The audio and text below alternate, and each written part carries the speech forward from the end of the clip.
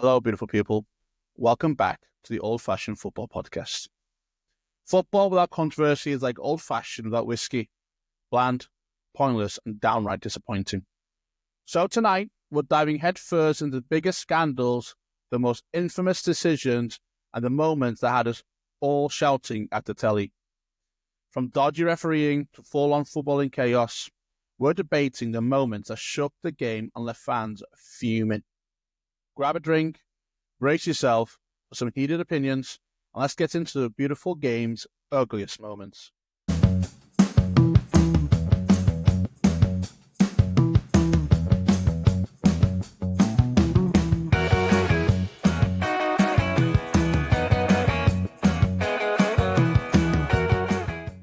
All right, let's get back and see what that. What's the biggest controversy you guys have for in the world of football? Mine are more just funny controversies rather than like the actual something that's changed the game or something. Yeah, but is it funny for you because you're a United fan, or is it like actually funny? One of them's the worst tackle in Premier League. Roy Keane. No. Wait, is it a controversy if it's a bad tackle but the ref picks it up? It was Ben Thatcher against him. Oh, man, that wasn't even a tackle. That was assault. Yeah, Mate. and he only got a yellow card. Pedro Mendes. Yeah, he got done for that. Like, He absolutely levels him with an elbow to the elbow. jaw. Yeah, that was horrible. Comes steaming in from 25 yards away. Levels him with an elbow. Referee gave him a yellow card. I don't remember that. You know, mate, it was Man City Portsmouth. Yeah, knocks him out right up against the advertising. Go watch it right now. Could have killed him. Yeah, it is the worst tackle. It's worse than Roy Keane's.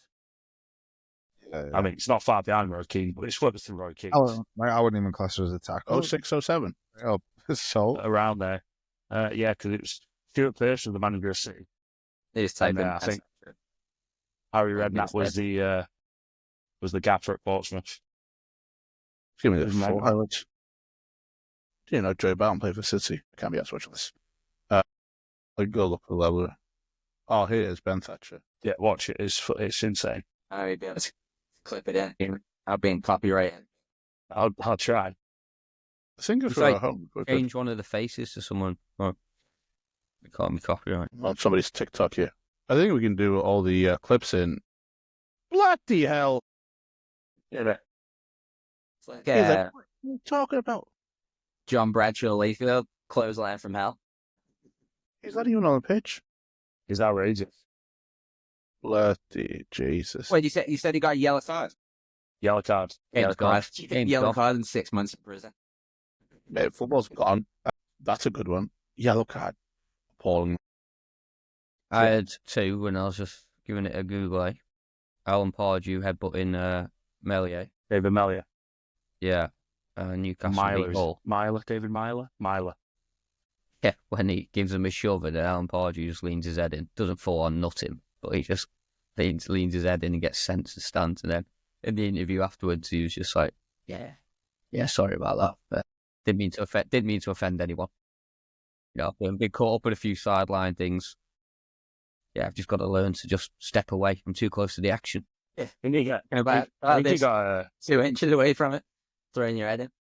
a 3-game stadium ban and a 4-game touchline ban. I think he got. Oh, this video always shows the interview afterwards, not the actual headbutt. Yeah, mate. He's so sorry. Steve Bruce was manager of Hull at the time. And then the other one was the handshake with Antonio Conte and Thomas Tuchel, where they refused to unshake their hands. Yeah. They go shake. It's like Arnie Slot the other night with the referee. Okay. Yeah. That's actually pretty funny. Mark, what you got like? No, I thought we was going more for refereeing decisions and stuff like that. You know, that never got We can. called. I mean, that one right back after COVID, after that break, when was it Sheffield United scored the goal against Aston Villa, and it was crossed the line, clearly went into the goal. The goal line technology messed up, but they didn't even look at it on VAR or anything. Yeah. The ball was clearly across the line and ended up the Villa stayed up by a point or so because of it. I was looking at it before, and Bournemouth actually went down. So, I mean, in eighth place, it worked out well for them long term. But, I mean, just how that happened, like how that was allowed to happen. And there was so many different angles, showed the ball clearly was basically in the back of the fucking net. And they didn't give the goal. And obviously, our good mates at Sheffield United getting robbed as well. That's fine. We don't mind Sheffield. Did they go down anyway, Sheffield? They finished like mid-table that year. Oh, they upstart, yeah. Yeah.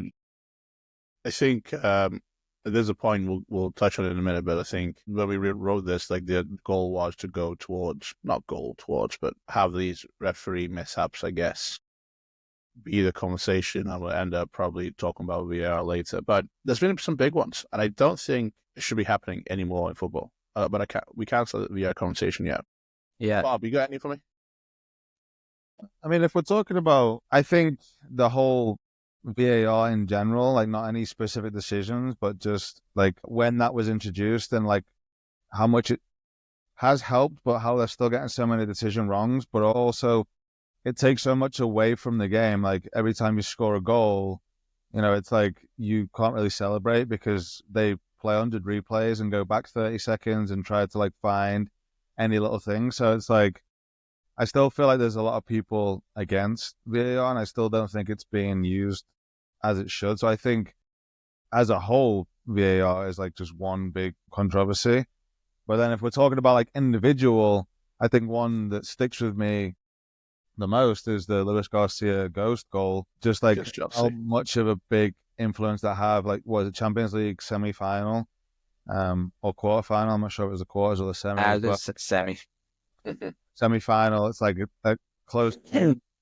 Liverpool and Chelsea were kind of in a lot of battles those across a few years. I think we had them another semi-final, another quarter-final. We had them as well, like not too long before or after. Just like they wasn't even like close to like being a goal. It's like, but it's one of those. It's like, well, it was probably a penalty, if not. So it's like referee is kind of like, do I give a penalty? Do I give a goal?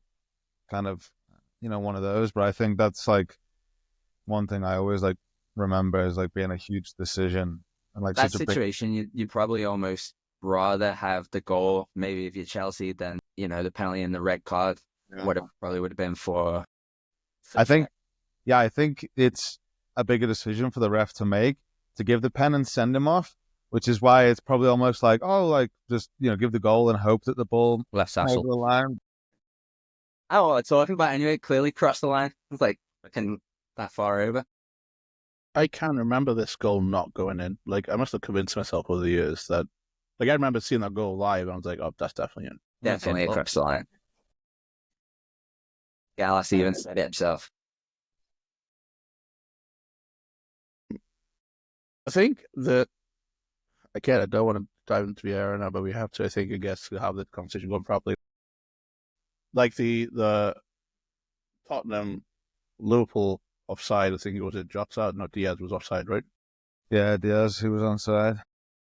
I think the biggest frustration I have with VAR is that how can we have all this technology and still have little competence? Like, and I know the conversation usually is that they don't want the VAR system to re-ref the game, but I don't understand why that is unpalatable. Like, why can't it be more like rugby? Like, I don't understand why we want human error to exist if we have all this technology. I think that would change a lot, like being able to hear the conversations, like, what they're talking about. I was at Anfield before on Boxing Day, and they don't even have screens there. So, like, there was periods of time for like 3 minutes where everyone in the crowd had no fucking idea what was going on. If like we could hear the communications, like exactly what they were looking at, even if there wasn't a screen. Like, it would just be so much more transparent. That's the same old Trafford as well, though. Like, it's just dead. No screens, no talking, 70,000 people wondering what the fuck's going on. But if a call's being made, do I want them to go, hey, go to the TV screen and rethink about your decision, or just go, you got that wrong, it's a corner. You got that wrong, it's a free kick. Like, why does he have to go back to the screen to make sure that the referee on the field makes a decision? it's still subjective, right? Yeah. It's like if you didn't have VAR, you got a referee making a decision about what's just happened, and then you've still got VAR, but they're telling you to go to the screen to watch it in slow-mo. So now you're just watching it back, and you're still the individual that's making that conscious decision. Yeah. I think this is part of the problem, because the individuality of the decision making is the inconsistency within PGMOL. Yeah, like there is so many decisions where it's like you watch one game and they give like a penalty or like a foul for something, and then you watch another game and they don't.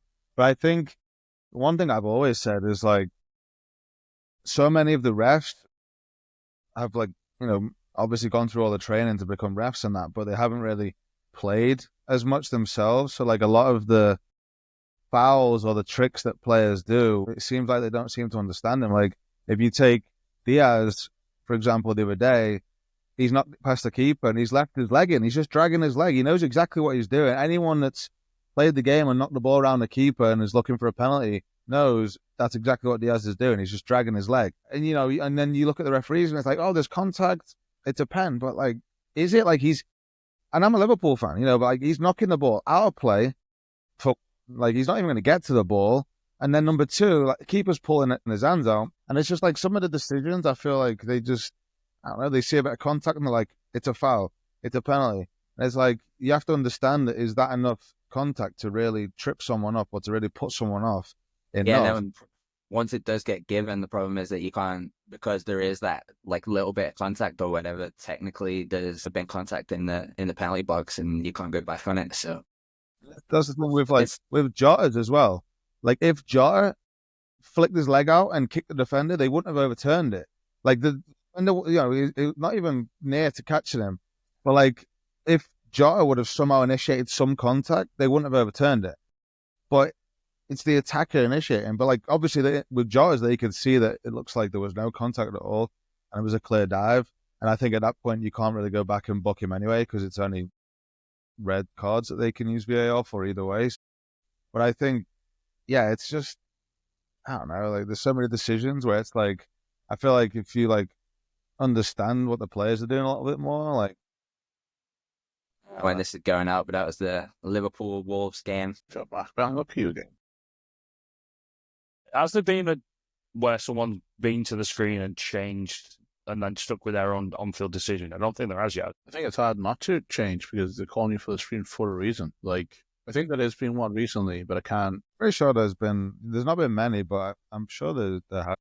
Calling him over to the screen now, it's like you made a mistake, isn't it? Right. But I mean, it's still like strange before. Everything's still subjective.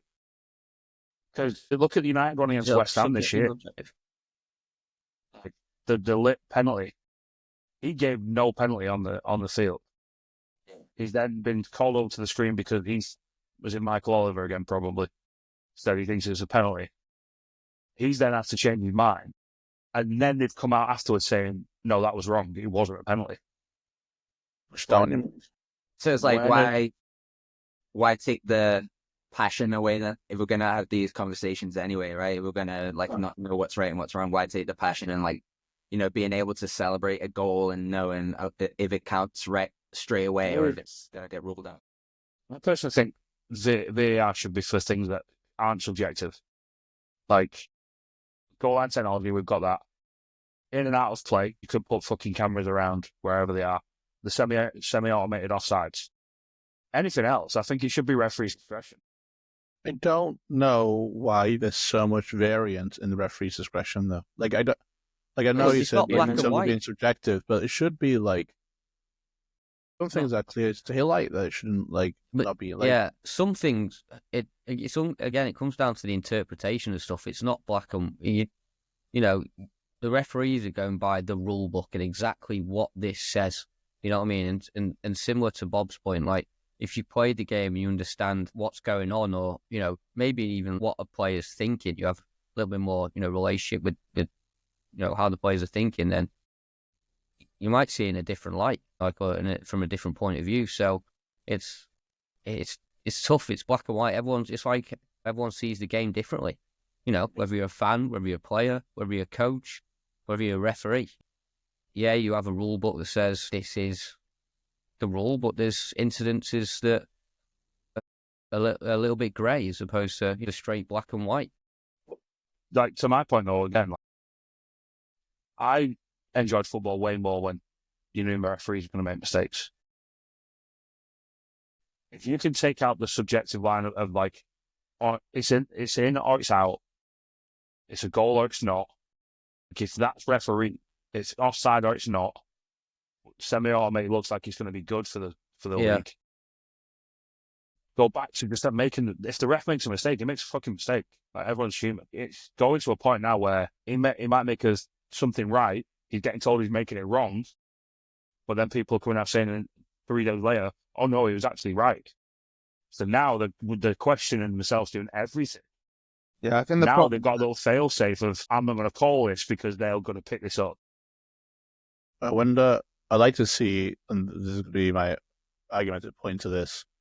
I think we have the technology, bloody use it, and use it to its full effect. I think that we all can agree, and again, I don't have the data, it'd be interesting to see it, that when the referee makes a call, and then they get called to the screen, high 90s, that they're changing their decision. 100%. Yeah. I reckon it's high 90s. Then why does the VAR just make the decision? Like, if it's that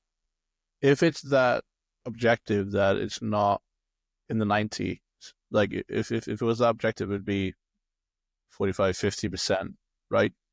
Am I making sense? So I think then we should just have a second referee in hand, and I think that I can't. Where's VAR hold? Like middle of England somewhere, isn't it? Probably part.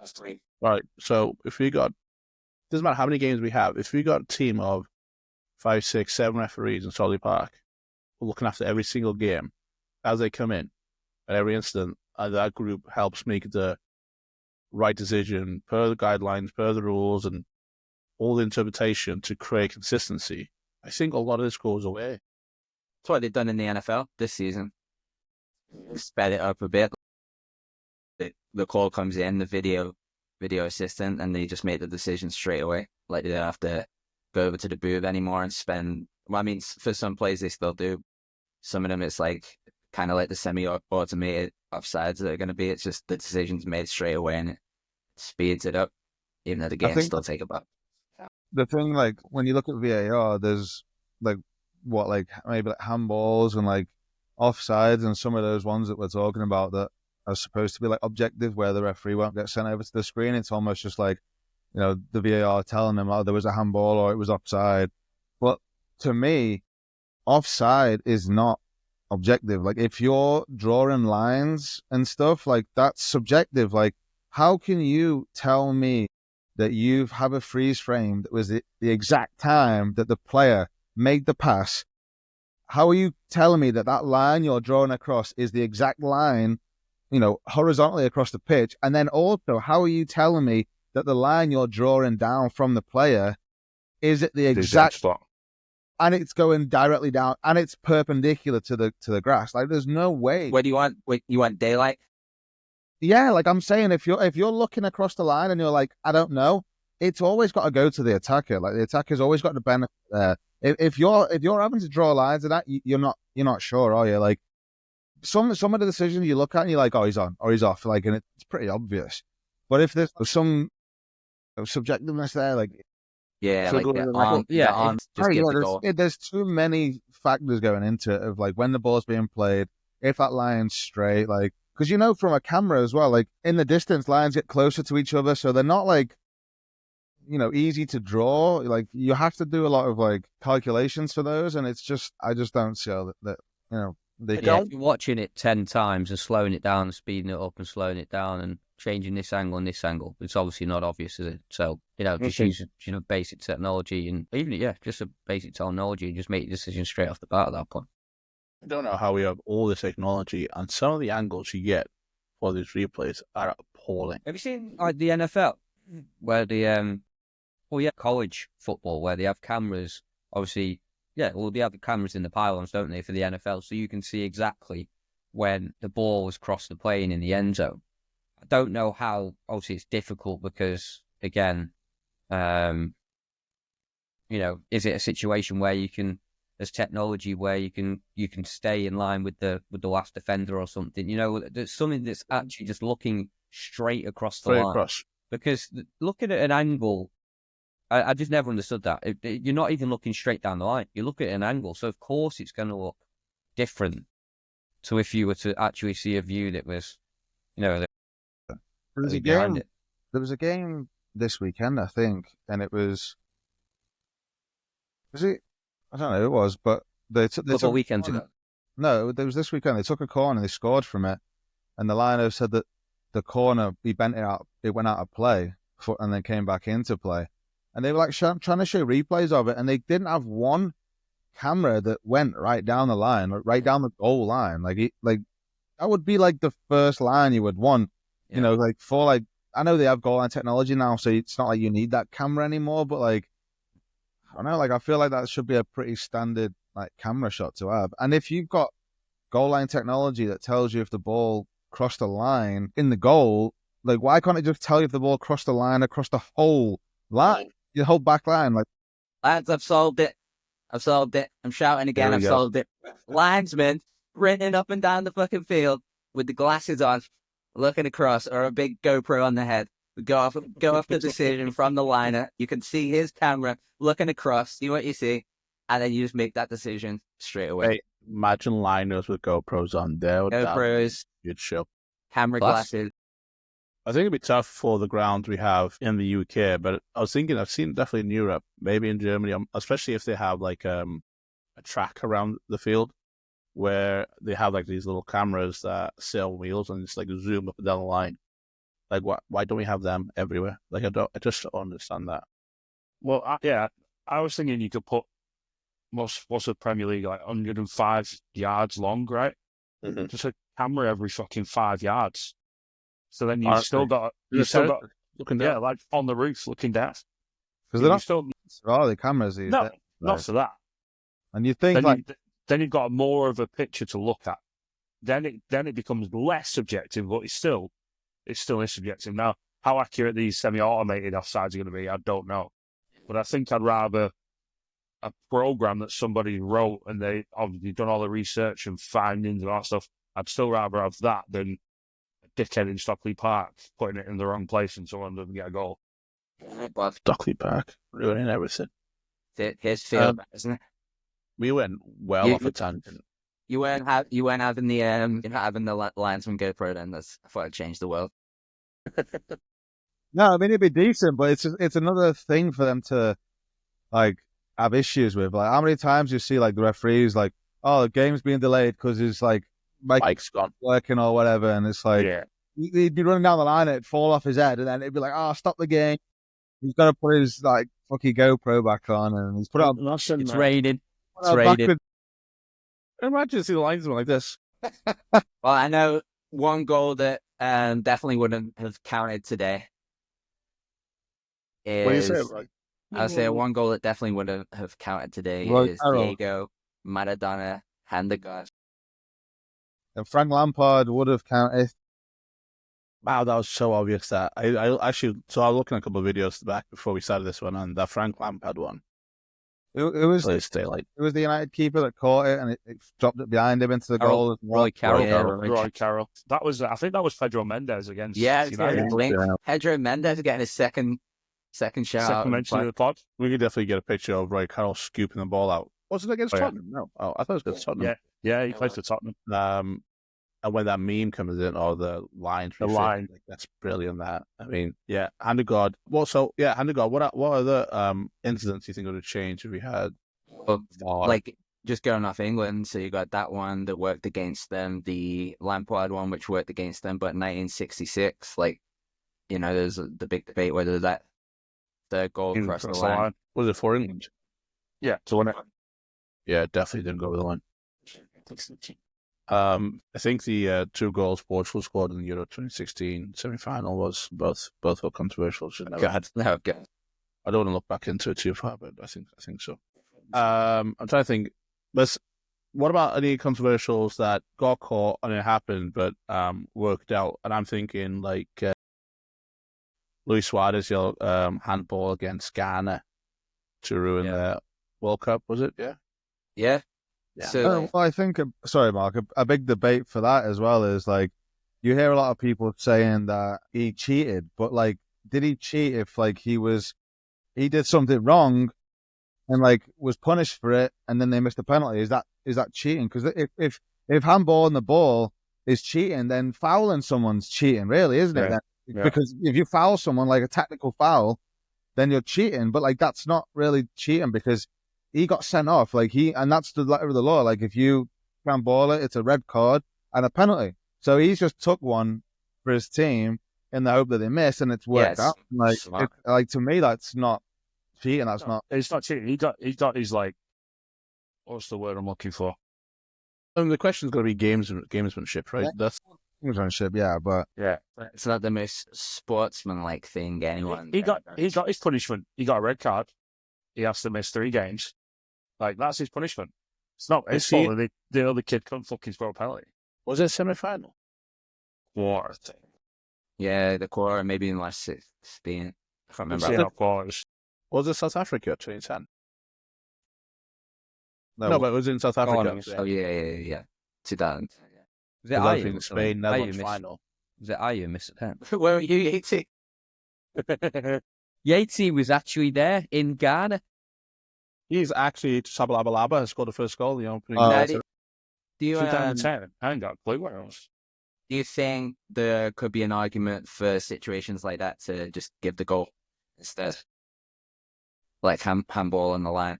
Do you ever do that? Nah, I don't. But and as much as it's bad sportsmanship, I think any of us, if we were in that situation, right, and you're keeping your team in the World Cup, you're gonna do it. You know what I mean? He ran to the corner flag and fucking booed it into the stands. You would have been cool. Just jumped up, catches it well in your hands. Catches it 2 hands and just goes down. Delays again. I think that that sacrifice makes a huge moment. Like, I think if you know football, everybody knows what Luis Suarez has done there. Everybody knows why. Everybody understands the consequence. So does he. And how elated he was in that tunnel when Guyana, I think it missed the penalty. Was it saved? Whatever. In the crossbar. Well worth it. Over. Yeah. Did you hear what he said though, Suarez, after it? What? He said, I don't apologise for Ghana handball because I didn't miss the penalty. He's got a point. I think you're giving Suarez a little bit too much credit for him thinking of the consequences, though, because this is a lad who bit 2 people on the field as well. I'm afraid. It's fucking not right. Yeah. He's had some interesting. I don't think Gatesy was there. Bob, you might have been there. Only you were definitely in the squad when we had. I was telling somebody this the other day. Do you remember Donovan played for Plain Park? Jamaican lad, massive Jamaican. Yeah. The one who got sent off. Yeah, for 2 for the guy in the chest. Mm-hmm. Yeah, that was good. That was before me, though. That was the year before me. Yeah. I think I remember Paul and Josh talking about that. I thought you might have been in the squad when you were injured, but that was well funny. And then we had the other Jamaican lad playing for the Riverhounds who like drop kicked someone in the spine as well. Both red cards or not? Red card? Yeah. Donovan got kicked off the program. I mean, that's like, I don't know what kind of card that is, but he's gone. And the Jamaican guy for the Riverhounds, he got sent off. But like 3-month ban or something stupid. We missing any big controversies? Out of hand of God, I had the controversy goal that Bob mentioned. What about Man City, 115 reaches? Are we going to get into that? We don't have that could be another episode. Yeah, we're already late on time. I'll tell you what's bugging me. Corner. Well, let's do this quick then.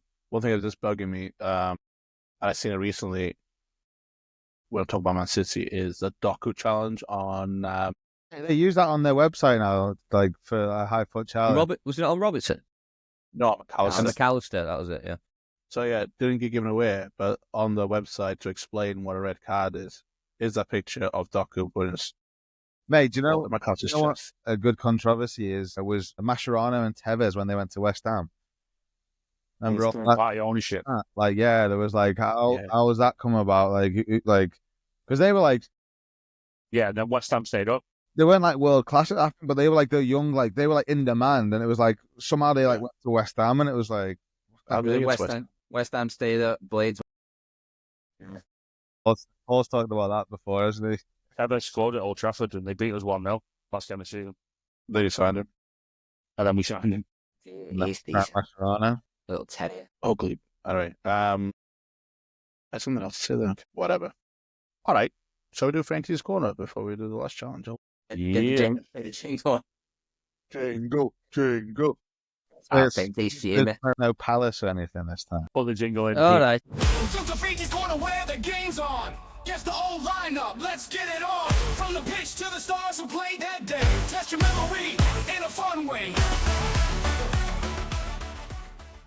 So it's all right. I want to jam to the jingle. All right. So today's Frankie's Corner. Sorry. game is an absolute thriller. Premier League game between Spurs and Leicester City. It was the 2018-19 season. Craig Pawson was the referee, and the final score was 5-4 to Tottenham Hotspur. Oof. Ooh. Absolute Just thinking thriller. that you saying Great Paulson's referee, I remember the game now. Yeah, that's I was suddenly. I wanted the bonus point for naming him for it. But All right, no chats now. Sorry, guys. And I would like to know the lineups of both teams, please. Who we starting? All right. Who's both teams? Tottenham and who? Goalkeeper, Tottenham, and Hugo Leicester. Lloris. Hugo Lloris was the goalkeeper. 2000. He was right back because Walker went to City, didn't he? So, Yeah, he's already gone. Ben Get Davis on, playing. yeah. Proper confused about the years. Me too. I'm trying to rack my brain. Walker Peters played a bit, didn't he? But then he went to. Walker Peters might be the one. Walker Peters played fullback. He was right back, right? Danny Rose. Danny Rose was the other fullback. Ray With Tongan. and Dawson. He was before that. Right? Big Jan the Tongan. Tongan, the shot. Vertonghen was not in the starting lineup. Or Or on the bench. No bench. Centre half. Who's the other Baltimore? So not Dawson. Dawson was before. Eric Dyer. Dyer. Eric Dyer played centre back alongside Alderweireld. Alderweireld was the centre back partnership. Eric Dyer and Toby Alderweireld were the centre backs. Dembele midfield. No, Come a little bit later. Christian Eriksen. Christian Eriksen was in the midfield. Was Dele Alli still playing? Dele Alli was on the bench. Boy, Game. Son. when Is that they- too early for Son? Son was on the bench for this game. Okay, now. Who's a gaffer? The gaffer was a good question. Punch. No. Okay. Gee, who was it? What kind of corner is this, Frankie? I'll be Alright. Punch, isn't it? Actually, 19th season. I think that's when it 2018-19. It's got to be. All right. Can we stay Harry Kane up front? Are we allowed to do it? Well, you're gonna do What it. jump to the head, Mark? Just because you've got one. Harry Kane was up top. Yeah. Lucas What about Eric Lamela? Lamela, whatever. Good shout. Good shout. Eric Lamela was one of the midfielders. You are correct. So right now you have Eriksen and Lamela, which means you've got three midfielders. Lucas. Lucas Or Moura, Moira. another midfielder, and you've got two Right, left. we got some turfs. We got three midfielders. Who's the kid that signed from Southampton? Midfielder. Not Højbjerg. What? Wanyama. Højbjerg in there? Wanyama and Højbjerg show. Wanyama. Højbjerg is not in there, but Victor Wanyama from Kenya was. And what are we missing? One. Yeah, one midfielder. No, No, he centre played, mid. plays centre mid. Picture him. In plug. Gives it a clue, Fainty. He's French. Sissoko. Correct. Ooh, there Sissoko you go. was the other midfielder. I'll tell you the subs. Michel Vaughan. So is it? Michel Vaughan? Yeah. Davidson Sanchez. Juan Foyth. Ben Davis. Dele Alli. Heung-min Son and Fernando Llorente were the Around him. Thought they signed him. Leicester's going to be a struggle. Yeah, Schmeichel. but I feel like that was Schmeichel is not the goalkeeper in this game. That's a stop sake. No. Keep too You've fair. done this, you prick. To be fair. Difficult one, this. Just go. I'll give you the keeper. Yeah, Eldin Jakpovic Yeah. from Switzerland. we would have been here till next year. Great Trying to player. guess that. Great player. Safe hands. Googled it. Safe hands. Safe hands. Back four. Like, easy this one. Danny Simpson. Danny Simpson, yes. James Justin playing then. Mhm. James Justin. No. Folks was playing left back, right? Yeah, Christian Christian Fuchs. Fuchs. Harry Maguire. And who was his centre back partner? Wes Morgan. Wes Morgan. Morgan was his centre Wait, back so who was partner. right back? Danny Simpson. Danny Simpson. The midfielder being Albrighton still there? Albright. Albrighton was not in the bench or the squad. Drinkwater. Bad. Nope. No Drinkwater Conte. either. I'll tell you. No Conte either. All right. This game is going downhill quickly. Maris. Riyad Mahrez. He was still there. Yeah. What year did they win it? 15. Yeah, 15. I didn't realise all these players are still there. That's a good point. So he won in 15. Kante went the next year, actually, because he went to Chelsea and went back-to-back today. Okazaki. Okazaki, no. 25 years ago. Is Harvey Barnes? Someone Holly said Barnes was on the Harvey bench. Barnes. He was on the bench. Madison? No Madison. That's good. Bloody hell. He must have been injured because he didn't go first. Filament? Yeah. Someone say get out of the way. Filament? Do midfield first, No, Mark. man, Stop yeah. jumping ahead. Daily Mail got like right from me. They gotta get it out. Yeah, Damari Gray. Damari Gray is one of them. Rory Damari Tillman. Gray played more of like a 4-2. Bloody hell. We answered Jason. He said Tielemans about 65 times. Yeah. Tielemans is not in the squad. Could have said that. So what we're missing? How many do we need? 3 We're missing- midfielders and then Marks Great forward. midfielders. Mark's fucking layup. No, I'm not gonna say it. I'm not gonna say it in that show. Iheanacho is Oh. correct. Alright. Iheanacho.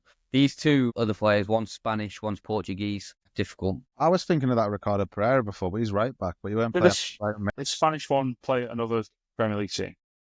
Did he play at another Premier League team? Yeah, just say it if you want. Andre Silva. Andre Silva was, he was Portuguese, but he is one of the centre midfield players, yeah. The Spanish lad. I've got no idea with this one. At Leicester for 3 seasons, 17-18, 18-19, and 19-20. Made 19 appearances in the 17-18 season. Not a lot. I don't know, Iborra. Finn. Iborra for Spain. Never gonna. Well, Well, Mark, do you want to guess this one? is it Jamie Vardy? You're correct, it is Vardy, yeah. He scored 2 goals, actually. 2 goals in this game. Spurs won 5-4. Spurs won 5-4. Harry Kane scored 5-4. 2. Lamela scored 2. And Christian Fuchs scored an own goal. Jamie Vardy scored 2. Riyad Mahrez scored 1. And Iheanacho scored 1 also. Good job, Faith. Solid. Well done, lads. 80's corner. There you go. That was Spurs Leicester in the 2018, 17, 18. Good luck game, then. All right. 2 goals in the first 10 minutes. I have Bob and Mark got a challenge for both of you. You guys ready for this? Hopefully. Are we we'll against do- each other? No. I'd never do that to you guys. I don't want to ruin this beautiful friendship you guys have. All right, so this is going to happen. I want to give you guys a controversial moment, and I want you guys to defend that moment for 30 seconds, a minute. So I'll give you that moment, and I just want you guys to convince us that the decision that happened was right. The football gods put it in place for a reason, and if it had any effect on the game or the results, it should stand. You guys ready for it? You get to Bob first. Can you come back to me? Bob, we'll do you first.